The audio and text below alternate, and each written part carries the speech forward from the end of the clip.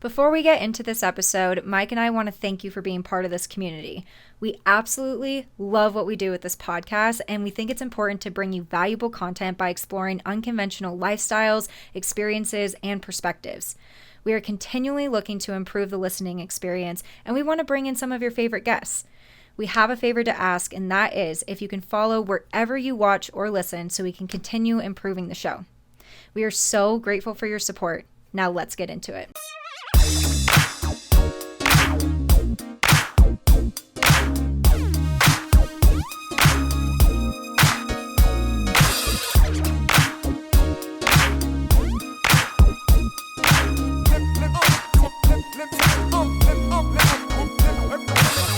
What's up, locals? It's Mike and Kenzie coming to you live from the 775. Graduation season is upon us. Shout out to all of the graduates, all the people walking this weekend. For the folks that are taking a victory lap, do better. And we have a failing forward that ties directly into this. Yes, as we were kind of doing our research on this episode and just kind of talking back and forth, we realized that we both have failed during college. Oh, yeah. Many times, actually. During college, after college, we have a major similar failing forward. Yeah. Around graduating. Take it away. Our failing forward ties into not having a plan after college, which I think is a really big deal, and I wish people talked about it more. Mm-hmm. But I believe I said in a previous episode, and I think this was with Brad, I said that I couldn't see the future when I was younger. Yeah. You had like a stopping point. You hit 18, you're like, whatever happens next, I think I die or something crazy. Yeah, like when I was super young, like maybe in middle school, there was just like, I couldn't imagine myself in college. I knew that I was going to get there, but it wasn't anything that I ever visualized for myself. Like I've never visualized myself like being married or like, I just didn't know what life after high school had for me. Mm-hmm. And I think that translated into actually going to college. And I realized like I never set long-term goals for myself. Like I don't think I was ever used to setting goals. Mm-hmm. Like you always talk about goals like with your parents growing up, like maybe around New Year's, everyone talks about their New Year's resolutions and then you never follow through. You bail on them January 1st. Right. Yeah. Like I always did that growing up, but then I think it was like I realized I never really had a long-term goal that I completed for myself. I did not have a plan graduating. Like zero plan, no job lined up, no idea what I was going to do. I had like a month left on my lease and basically it was pack my shit and get out of Reno, move back home because I had nothing going on for me in Reno. And at that point, I was kind of bitter. I didn't like college. I was ready to be done with school, but I didn't have anything like figured out. And I was just kind of hoping that like, oh, maybe I'll apply to some jobs and I'll get something. Mm-hmm. I didn't get a job for a solid like couple months. Like I got called by a recruiting company and they hired me for my first big boy corporate job in insurance and I hated it. Like I needed that because it was like my first foot in the door into like a real job that wasn't customer service or anything like serving, things like that. And I hated it. And I think that's part of what happens when you don't have a plan is you become part of someone else's and you get recruited to a job that you hate. And then you're like, oh, please, for the love of God, make this stop. Yeah. Like I remember my manager at the insurance company was like, so Mike, where do you see yourself in like 3 years within the company? I was like, if I do this for the rest of my life, I'll jump out the window. Like if this is it, I'm done. Like, kill me now. He's like, okay, well, let's not talk about suicide on like company grounds. Right. But yeah. Yeah, I think for me, and we were together at this time too. So I feel like it was just a failing on both of our parts to keep each other accountable for like what we wanted in the future. Like that was never anything that we talked about. Like we didn't really talk about our future as much. That was the lowest point in our relationship. Yeah. Because we both graduated. You were ahead of me by like 5 or 6 months because you graduated early. Mm-hmm. And I was jobless. I had just graduated. I had debt and I was broke. I had $0 to my name. I was minus money. So I couldn't take you on dates. I couldn't pay for things. I felt like just a useless sack of shit with a degree. And I was like, oh man. And it put so much pressure on the relationship. It did. Because like it eroded my confidence. It eroded a lot of issues, or it created a lot of issues, I would say. Yeah. And I was also just unhappy during that time because for me, when I was in college, I actually really enjoyed what I was learning, Hmm. but I didn't really have a plan of like what career I wanted to come out of the majors that I had. Hmm. And so I started with journalism because I was like, oh, this is like really interesting. Like, I love learning about the audio engineering. I love learning about like the reporting and the research of things. Like, that really excited me. But then after I switched to communication studies, there was no clear path to a specific career. Right. Like, there wasn't any, Communications director. right. Like, Or unless I wanted associate. to go back into like the university and work as a teacher, like, I never saw any clear career path. Hmm. Like, maybe even being an entrepreneur. Like, my whole family, I come from a family of entrepreneurs. So it's like, I just really didn't have a clear idea of what I wanted. Yeah. I never went to a job fair. I dabbled in some internships, but nothing really like stood out to me as like, this is what I want to do. Hmm. And so after graduating, I kind of humbly like went home. And I was like, not humbly, like I got humbled by going home directly after college. Tail between the legs. You were upset about it. I was extremely upset because I was like, I have some friends that are getting jobs right out of college. I have people in my circle that are like going and getting their master's degree. Like, I felt really lost, Hmm. and I felt kind of like, I don't know if the word useless is the is the right word, but I just felt like, what the fuck did I just do with the last 4 years of my life? Yeah, You know what I which mean? I know exactly what you mean because I felt that personally. And I don't want to knock anybody who's pursuing, thank you, Maverick. I don't want to knock anybody who's pursuing a master's because it is very difficult. It's taking on more effort. It's more money too Yeah. and time away from the workforce. But I feel like a lot of the friends that I had who pursued a master's directly after their like first degree, bachelor's, whatever you would call that, Mm-hmm. that seemed like buying more time before joining the workforce. Mm. Like I have I think no it interest depends. Yeah, I think it depends on like what you're going back to specifically learn for STEM and because things like that. That matters. yeah, like for example, like physical therapists, like you Gotta be a definitely doctor. need, yeah, if you're going to be a doctor in that, like you definitely need to go get your master's degree.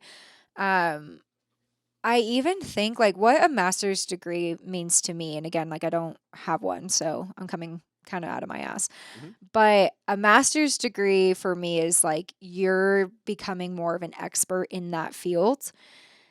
But I notice that some of the people that have masters, it seems like if it's not in engineering or STEM or some kind of like bachelor or I guess masters of science, Hmm. I feel like I don't see people like going into a career that's outside of teaching. Yeah, you. Does that make sense? It makes total Okay. sense. That's kind of what I think. Like the entire liberal arts college is Yeah. we don't have a specific field for you to go into, for the most part. Right. I'm speaking very broadly, but we got communication degrees. Mm-hmm. Okay, Right. I could Bachelor of Arts. I can use that piece of paper to say I went to college and I can follow the rules. Right. Like I can be an ass in a seat and listen to directions. Yeah. I do feel like the College of Liberal Arts, when it goes through master and doctorate programs, they're taking kids who have no idea what they want to do, who might dabble in the job market, get something that they hate, an insurance job perhaps, Mm-hmm. and they're like, fuck, I hate this. Let me get my master's and maybe that'll open up more doors. And now they're, $100,000 in debt. And they're like, the job market, I was supposed to get like a raise with this. It actually, there's people who've been in the job market for an additional 2 years. Mm-hmm. They have that experience. They're getting more money than I am. So I should stay in this and educate others in it. So they get a doctorate and now they're a couple hundred grand in debt. And the only way for them to make money and get a job is to teach that subject at a college. Mm-hmm. So they get Maverick is being a little. He's squeaking some toys. I don't know if that's going to come through the mic, but Maverick has joined us for this episode. Yeah, special guest, unseen. But yeah, so I think that's how they kind of farm and take advantage of young 18-year-olds that are impressionable and they're able to co-sign on a loan for $100,000 Mm-hmm. and they get burdened by debt. And they're Yeah. like, the only way out is if I'm a professor of gender studies. Mm-hmm. That's how I feel about that. The takeaway from failing forward is have a plan. Mm-hmm. If there's any advice that we could give anyone on anything, have a plan because we are, I want to say victims of not having a No, plan. we We were were not idiots. victims. We were idiots. I wouldn't say we were victims. We did it to No, I ourselves. know. It was just the word that came to mind. But yeah, just just have a plan. Yeah. And look at other people who did that same plan and see if they have the outcomes you want. Mm-hmm. Like, do the research too. Yeah. Moving forward from that, I do want to touch on people who graduated during the pandemic because this Oh my job market, gosh. this job market sucks. Imagine going through school, not having a plan, and then you graduate and everything's online and nobody's hiring. Like those people were forced into customer service jobs for like 2 years. I actually feel terrible for those kids. Um, One, because, and also for high schoolers that had to finish their last year or 2 years during COVID. It really has taken a toll on mental health Yeah. for the younger generation. Well, it also, I feel like it took away a very necessary phase of life where you go from like young adolescent into fuck you guys, I'm an adult, but you're really not. Yeah. And that's where you like junior, senior year, you get to kind of let the freak flag fly. You get to be naughty. You're Mm-hmm. drinking. You're being a misbehaving child still, right? Mm-hmm. Put those kids inside and tell them no and stay on a screen. And now I feel like they're far more like not behaved, but they listen. Mm-hmm. They're very quick to adhere to authority, to be nervous and like fear controlled because they didn't get like that I am not going to listen type of life experience, so to speak. Maybe it comes later or maybe it doesn't come at all. Yeah, I think for the kids that were away for college, Rebels. I was trying to find um, rebellion. That was the word I was looking yeah, because I think what, like, with what I'm hearing from you, you're saying that the kids that went to college, it's like you have this sense of freedom. You get to kind of figure out your own self identity. Like, you get to fuck up a little bit. You're not under your parents' roof anymore. The kids that had that and then it got taken away from them, and so now they're having to go back home and they're doing now college online, and paying the same isolated. amount of Yeah, money. and paying the same amount of money. Nuts. I do think it has fucked with a lot of people's, oh God, what is the word I'm looking for? I just feel like it's fucked with a lot of people's mental health. I think a lot of people actually do better in person than they do online. Yeah, you're forced to show up and actually listen and you interact with fellow students and you have Right. like study groups. When you're Yeah. online, let's be real. You cheat. Yeah. You cheat so much. And these are, Like, future nurses and doctors and engineers that are taking online classes. I don't like where that goes in 2 years, yeah. 20 years. I think realistically though, like I do know that there were some labs that you had to just do at home and online, Yeah. but I think for really serious like people who are doing surgeries on other people, I definitely think that that had to be done in person. I don't Like, think so. I think I that do. Yeah. I hope so, but I'm just saying, imagine you're in a nursing program and 2 years into it, they're like, everybody has COVID, stay home.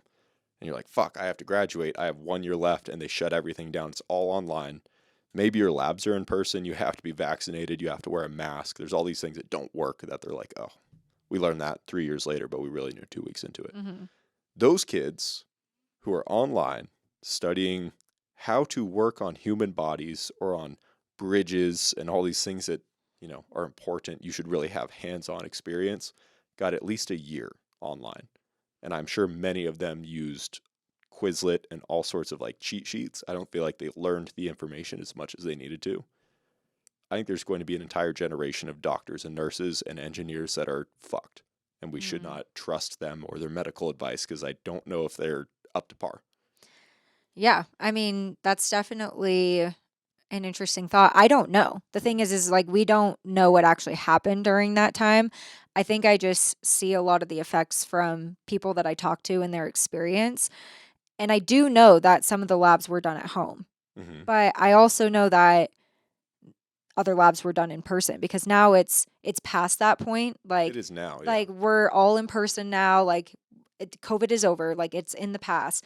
But I do think that that period of time for college and graduates, like they didn't even get the experience of like walking on stage and like getting drunk the morning of and like not remembering anything. Like I think like I don't know, there was just such an experience about that. Not to say that everyone needs that experience, but I don't know, I feel like there was so much taken away from people, especially high schoolers like I said before. Like I really do feel bad for them. I think that must have been really hard.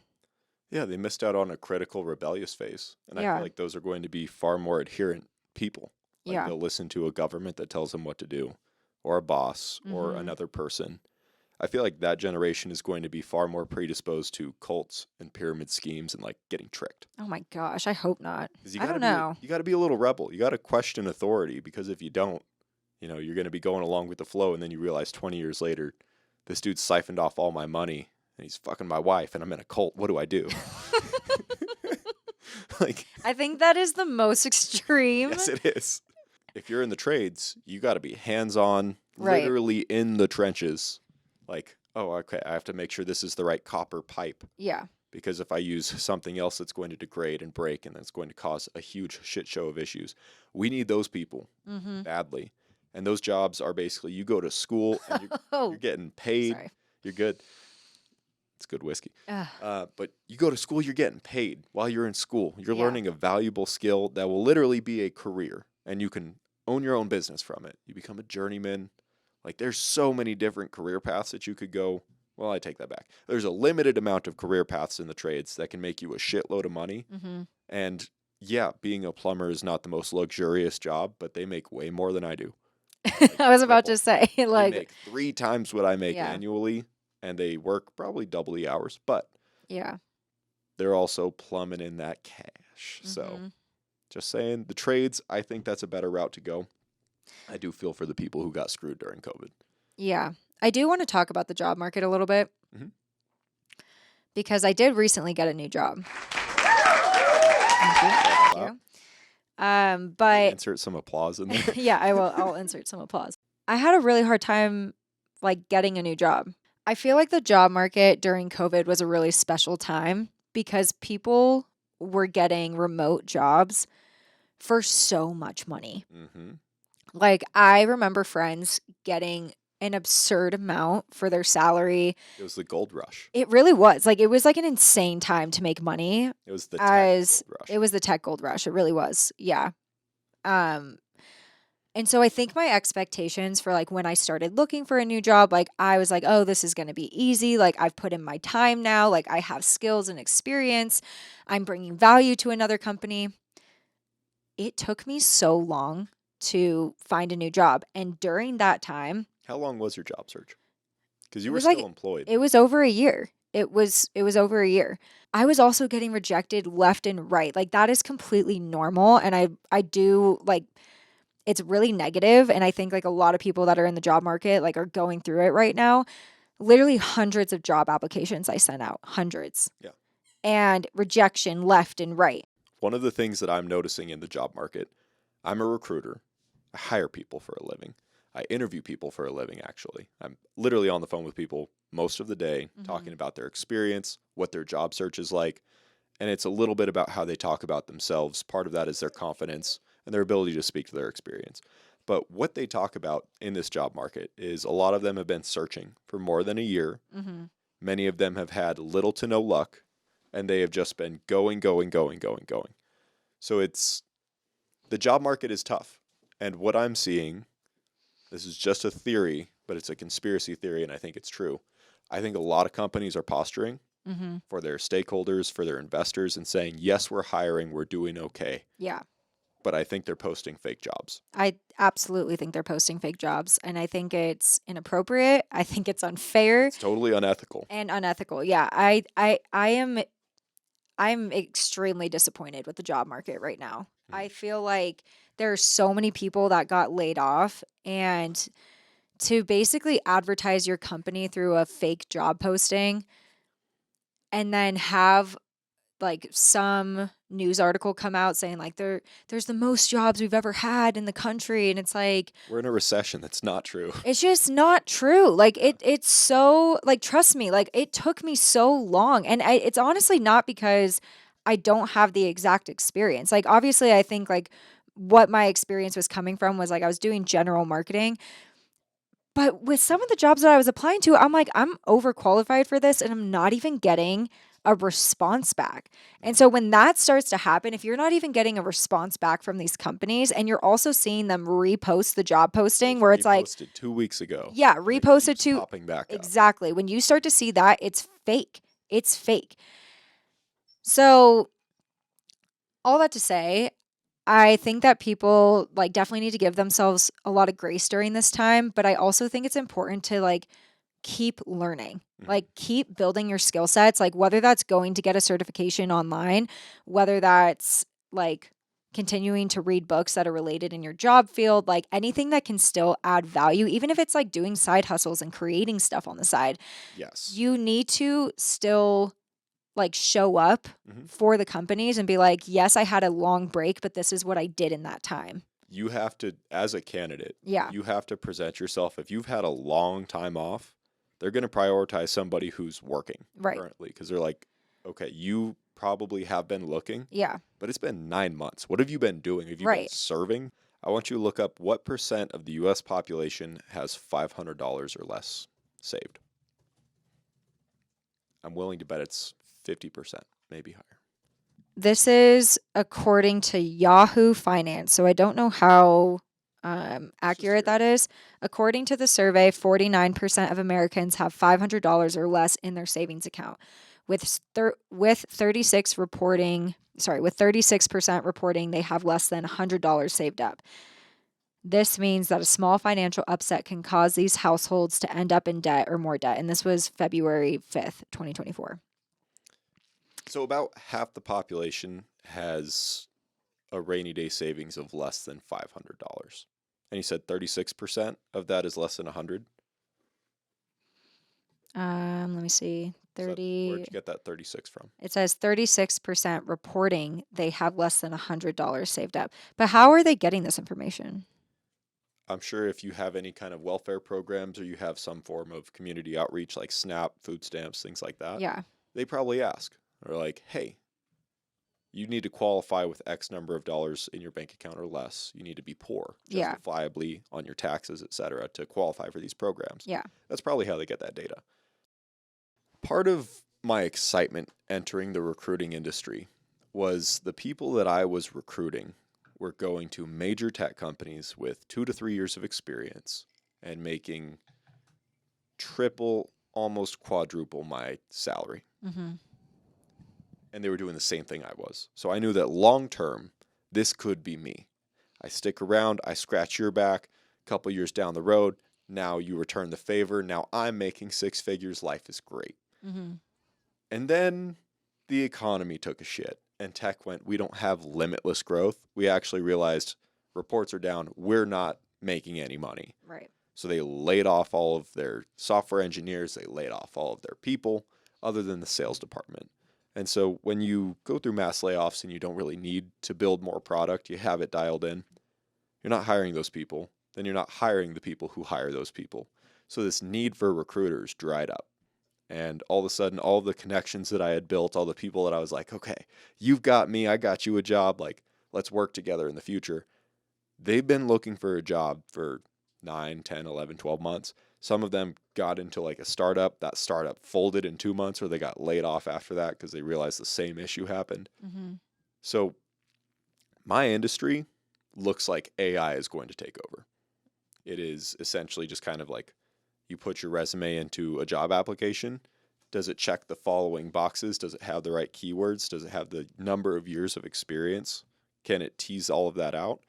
And if you don't check enough boxes, you're gone. You're not in the job pool. That's where I see my industry headed. Do you think that AI might actually eliminate more jobs than are currently missing from the economy? Because I feel like it's going to happen. Yeah, I think it will eventually happen.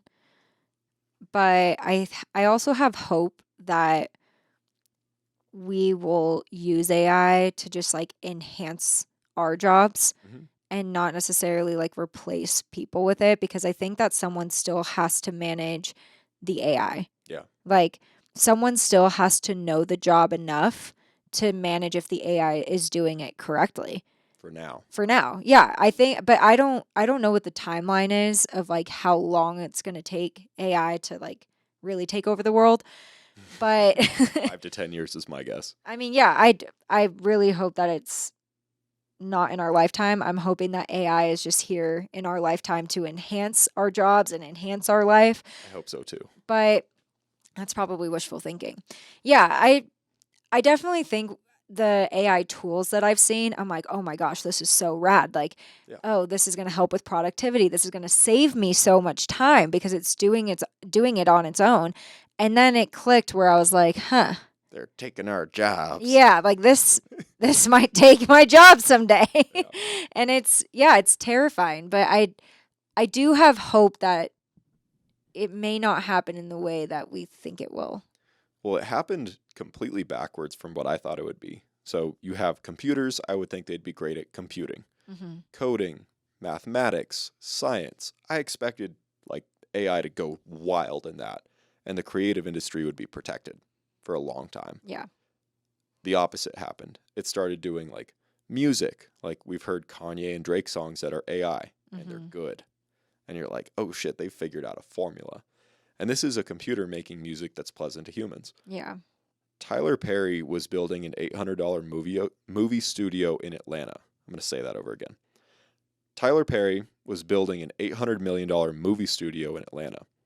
And when he saw Sora's AI version of movies, it was so photorealistic and video realistic that he halted production on it. Because he went, this is too good. This probably is a project that is going to lose me so much money because AI is taking over the creative space. And like NFTs, digital art, music, movies, we're seeing, I'm sure CGI is going to explode. Yeah. Like you've seen deepfakes before of people's voices being Yeah. laid over. I forget who it was. I think it was in a school district. One dude just lost his job. He was trying to get his boss fired, and he used AI with recordings of his boss and made his boss like say the N-word and all these like racial slurs, and then submitted it to the school district to try and get him fired. And they ran it through like a some detection method, and they realized, okay, this is artificial intelligence. This was not the principal. He never said that. But what happens when we can't detect it anymore? And then all of a sudden they're like, oh, there's Mike over there wearing like nothing in the middle of a town square saying terrible things, and it could look photorealistic. Yeah, I think we're already losing touch with the truth online. Fake news. Yeah, I mean it's gotten to a point where I think even like news stations are being called out for the way that they're reporting on news, because they'll show like, I think it was either a riot or someone's speech, but they had showed like, oh, there's so many people here, and it was literally like a corner of it. Like it was like a corner of Most of Biden's campaign speeches. No, it wasn't like a presidential speech. It was I to be honest, I forget what it was, but I think it was, the point is that the news, the way the cameraman had shot it, it was like so many people were there, and it really was like such a small group. Like I think he was like, there's 100 people, and it was like 20, and you like only saw 20 on the camera, but the way that they were shooting it was like so fast that you couldn't even really count how many people were there. It was I've seen the news take photos of like mass protest at the Capitol or something, not like the actual Capitol, but like a state Capitol. And there might be 3 or 4 people standing on Capitol steps with their signs and their posters, and they get a very close-up shot of their face. Yeah. And so you can only see like these 4 people, but you assume, oh my God, there's a Capitol building in the back. They look angry. There's only 4 people standing there. Like somebody submitted a photo of that exact thing. Like, you guys are blowing this out of proportion. It was not this huge like protest and activism. It was 4 weirdos that had nothing else to do with their time. No one is actually this opposed to it. That's why it's important to get out in the community and actually like go to these things, because I think you can form a way better perspective on like these events and like what's going on in the world if you're actually there. Like I think we get so used to being hermits and like we're in our podcast room and we're just on our phone doom scrolling and being like, oh my gosh, what's going on in Washington? But it's like, this is what the phone says, so this is what's happening in the right world, instead of going out in the world and going, oh, people aren't actually as angry as like videos say. No, I think that the online perception of our world, which that's the other thing. It's like if we are really relying on AI to depict what like human society really is, and they're only basing it off of what's happening online, we seem like a terrible species. We're all assholes. You look at like the trolling accounts, all of a sudden it's like people are bad. I can Yeah, see how AI could make a decision in the future if we had President AI, where it's like, okay, based on all of your online activity, 90% of it is porn and you being a douche to random people. right. I think we should probably get rid of humanity. Like there's a clear problem. Yeah, they're gonna hit the button, Yeah. and they don't have to have permission. No. They just decide this is what's best. Sorry guys, but not sorry. Yeah, Because I don't have feelings because I'm a robot. right. Like it's that simple. So AI scares the shit out of me. I do want to touch back on the college thing because we're talking about protests. We're talking about a couple hot button issues. Mm-hmm. UCLA, they've been occupied. They have this free Palestine, pro Hamas, anti Israel occupation going on. And they're calling it a protest on campus. I don't know if is it still ongoing or did they finally like kind of smash those embers because it was not good for a period of time. Look up, is the UCLA Israel protest still happening?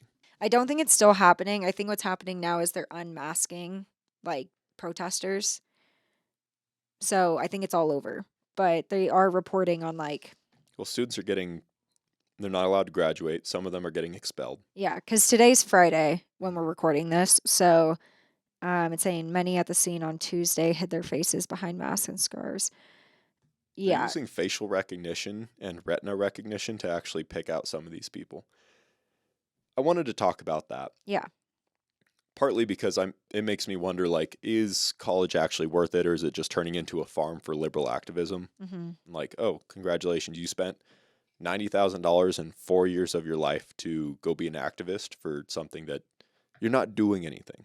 Like you're protesting on campus so that your school stops contributing to businesses that support Israel. And you're like, you guys are contributing to genocide. It's like, Mm-hmm. okay, good job. But like your parent is probably some hedge fund manager who was paid for your college. You have the time to protest. You're not worried about your bills. And it's so well Do you organized. think that's all of them, or do you think that's just I think that's most of them. really? I think that I mean, yeah, if you're going to UCLA. not just UCLA, I think specifically to most liberal arts majors, you have the financial freedom to pursue a virtually useless degree that does not contribute to society. Your parents are most likely paying for it. This is a hot take, by the way. Uh-huh. Like for our local listeners, this is Mike's hot take. It is. Well, this is how I feel. If you have enough time to protest, either something is so serious and your rights are so horribly violated that this is justification for war, or you're kind of a giant whiny bitch and your parents pay for your lifestyle and your friends encourage you, and all of a sudden you're virtue signaling. You feel like you're doing something of value, maybe because your dad is a hedge fund manager who makes 300 grand a year. Your whole schooling is paid for, and you're like, yeah, fuck capitalism. It affords you that ability to say fuck capitalism. I don't think the poorest of people are attending college and then also are like, I'm going to get evicted tomorrow. Let's go riot on campus. Mm-hmm. Like that's maybe there's a few of them. I think the gross majority is a lot of white guilt. I think it's a lot of people that are like, I want to be accepted by my peers. And, this is like our Vietnam. This is our protest to it. And it's not. This is like a well organized, outside funded group. And they're pushing this agenda. But these are useful idiots. Like, I've seen videos online. I don't know how realistic of this is across all these other campus protests. But I've seen these like anti-Israel, pro-Palestine, really pro-Hamas, not really pro-Palestine. They say from the, what is it, river to the sea, Palestine will be free. Mm-hmm. That means no more Israel. And that means getting rid of all those people geographically. So that's also calling for genocide. Like if you just think about your words, because they don't coexist. But besides the point, what I'm trying to say is you have this well-funded group of people that are taking over these college spaces, and some of them are blocking Jews from going to class. Mm-hmm. And they think they're the good guys in history. the last people who blocked people from going to class based on race were not the good guys. And they're in history books. They look like assholes. They're not good. Like, and these are the same people who are advocating for justice and like equality and equity. And they're being useful idiots. They're literally blocking somebody based on their race or their ethnicity or their culture.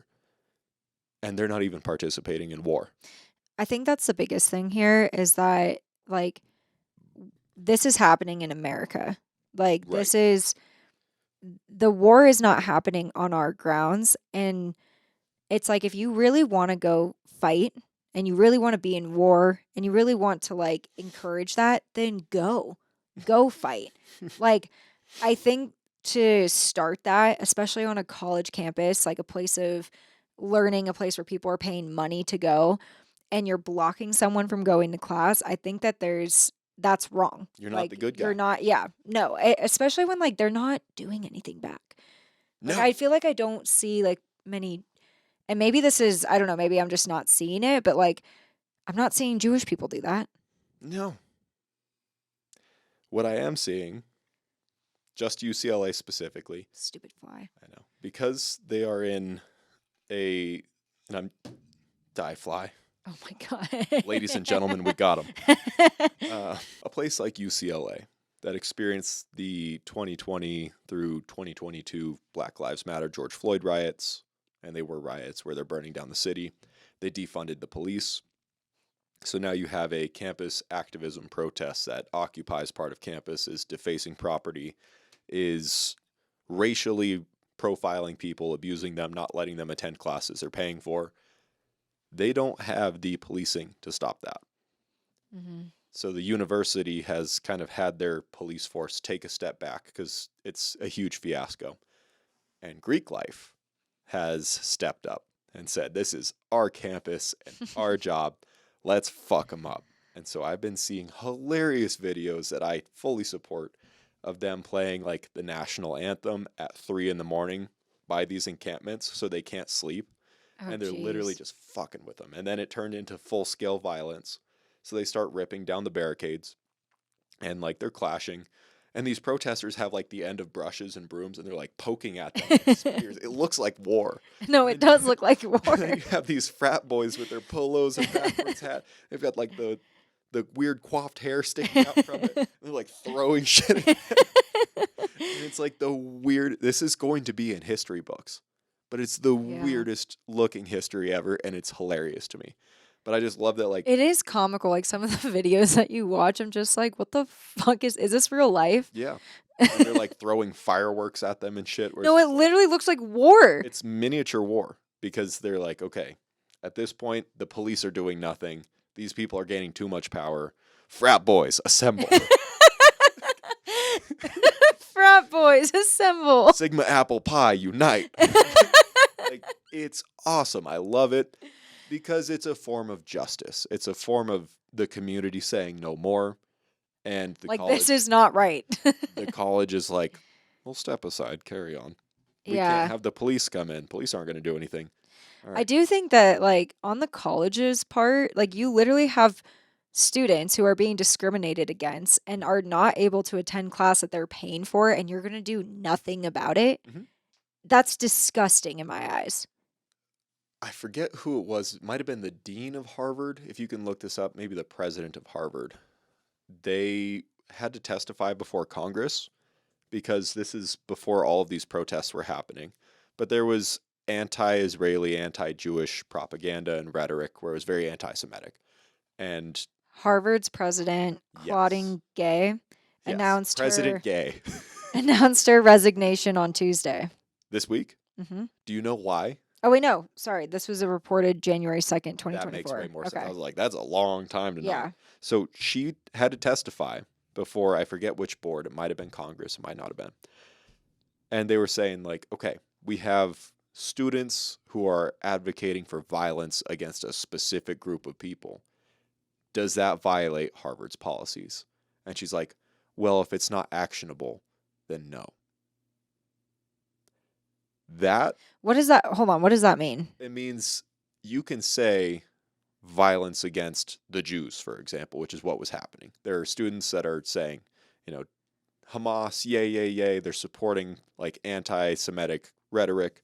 They're advocating for violence, not just saying these are bad people. They're saying we should kill them. They shouldn't be allowed to participate in society. Horrible things. Okay. That's not protected by the First Amendment, actually. You're advocating for violence. It's like screaming fire in a movie theater. People can get injured. People can be harmed. Mm-hmm. It's the same exact reason that they try indicting Trump for January 6th, because you're inciting violence. These students are inciting violence against a specific race that is discriminatory, and she's saying because it's not inspiring action, somebody has to die first. Somebody has to get hurt first. Wow. For them to pursue those students for encouraging violence. Well, at the same time, that same group of people is also looking at Trump and going, you incited violence by saying, we got to take this nation back. Like, they're not, it's a double standard. They're not looking at it on the same playing field. I think it's the exact same thing. If you're going to say, I think if it was a different race, I think it would be completely different. If roles were reversed, I think it would be completely different on the university side, to be completely honest. Yeah. Well, it's a more visible change. Yeah. Like, Jews pass as white people, but they are Jews. And they identify as their own ethnic group and culture, but visually they're still white. So they're okay to be prejudiced against is kind of like what the consensus seems to be. And it's not. It's not okay. You shouldn't be an asshole towards any group of people. Yeah. In case you're wondering.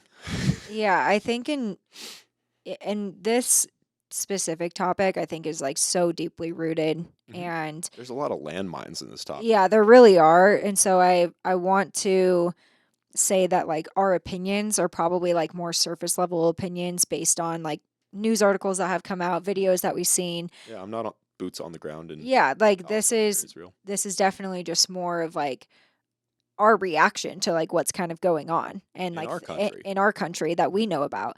But I don't necessarily want to get into like the politics of everything because it's just so much more complex. But I think like the end question that we have is like, is college worth it? Yeah, I would not fucking pay to go to college anymore after that. I think that is disgusting. Like, I think that's repulsive. I think that the universities should be doing more to not insinuate any discrimination and to protect people, to protect all students. I can't directly say that President Gay stepped down from Harvard because of her comments. Right. But significant funding from Jewish donors was withdrawn from Harvard. And I'm pretty sure that led up to her and a few other people resigning. Yeah. Not because of their shitty commentary and them being like, you're supposed to be at the top of academia. Right. And instead you're saying stupid shit and you're not well thought out. You're kind of following a narrative. So I think it was the withdrawal of funding that actually threatened her job because she's tenured. The whole thing is bizarre. Yeah. But back to, is college worth it? At this day and age, we have an impacted job market, a looming recession, artificial intelligence is here. And unless you know exactly what you want to do and you need a degree, I would say no. Don't go to college. Get into a trade. Do something valuable. Start your own business. That is actually something I wanted to touch on. Thank you for reminding me.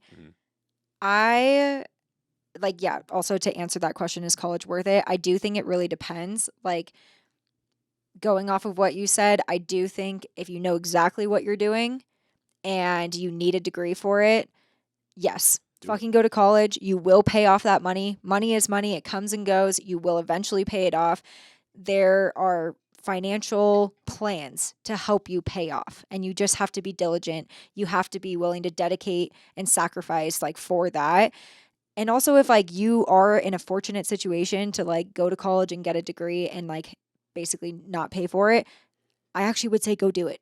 Like or maximize and make hay while the sun shines. Yeah, exactly. But something I wanted to end on was what I'm seeing on social media about entrepreneurship and 9 to 5 specifically. I'm seeing a lot of people encourage entrepreneurship and just shit on 9 to 5. And we've shit on like the idea of 9 to 5. I work a 9 to 5. Yeah. But here's the thing is like, I do want to bring that to light. And I actually like, I was being a little bit, I don't know if I wasn't being a troll, but I was being one of those people that like responded to like a 1.7 million, influencer type of person. I responded to one of her stories because she was shitting on people that have 9 to 5s. And I said, What was she saying? she was saying like how you have to like you should be creative in this world, and in order to be creative, like you need to be uncomfortable and step out and do things on your own and like become your own entrepreneur and like build your own business. Her whole idea on her Instagram is that she helps people buy other businesses. Okay. Anyway, All right. she has 1.7 million followers. She's like a big deal. Does she have $1.7 million? I don't know. She I probably hope makes so. a lot of money. Anyway, all that to say, I responded to that story because I was like, and she will never reply to me, but I was like, what about the people that like don't know what they would want to do if they did become an entrepreneur? They have no desire to do that, and they actually like enjoy getting benefits and working a 9 to 5 because they really enjoy their job. Like, what about those people? I think that if we keep shitting on like the 9 to 5, because I know it's like, okay, you're working for somebody else, you're helping them with their dream. But what if their dream and their mission also aligns with what you want to do in life?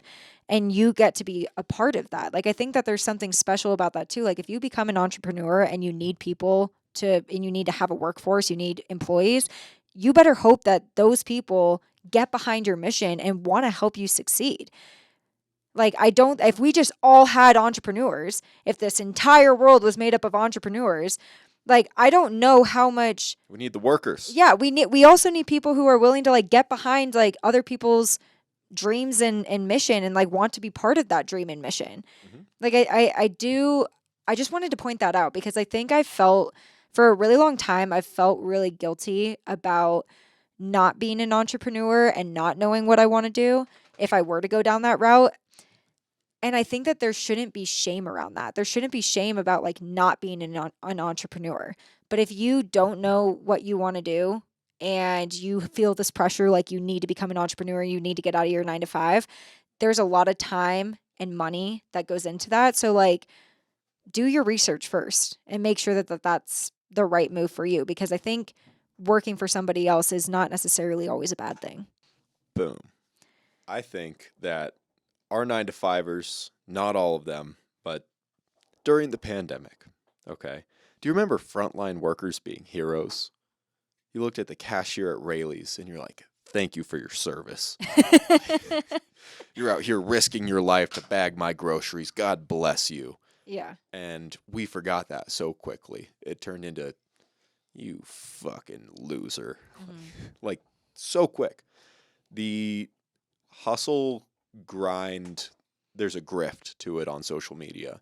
And it's just like any kind of other like pyramid scheme and Ponzi scheme, getting people involved and excited is like, fuck a 9 to 5 because you have a limited amount of hours, but you have an unlimited amount of units that you can move, right? Like there's uncapped potential, which is true for legitimate business opportunities. The grift that I am hearing, because I don't subscribe to this kind of content, is she's shitting on 9 to 5ers because her primary market is probably people who hate their 9 to 5 job, who are like, I need to get out of this. I'm looking for somebody who can lead the way. Finally, a messiah, a Christ figure in business. And she arises and goes, follow me. I have the answers. Yeah. And also pay for my, subscription plan. Right. Because that's probably her business model. Yeah. Is subscribe to me, pay X number of dollars. You're going to get this, pay even more. You get the premium package. Right. It's a grift. Yeah. It's to capitalize on those people who are unhappy, who don't have direction. And she's saying, I have an answer for you. If she was truly hyper successful in doing that with people, I do think that the grift would look different. And it would probably be a household name and everybody would want to do it. But we need 9 to 5ers. We need someone to turn the lights on. We need somebody to turn the lights off. We need somebody to work at Rayleigh's and cut up the deli meat. Like, AI is not very good at butchering cattle. Okay. Yeah. And I think it's like a perspective shift, like not looking down on other people. Like, I think it's like having respect for other people, no matter, I mean, I don't Have want to say respect no for both. matter. Yeah. But I think it's just like that's really what it comes down to, and just like not shitting on like what other people are doing for work. Yeah. Also, mad respect to the entrepreneurs because they're taking some of the biggest Yeah. risk. Like No, I mean, that's the thing. it is high risk, high potential for failure, high reward Yep. versus low risk, low potential for failure, Yeah. low reward.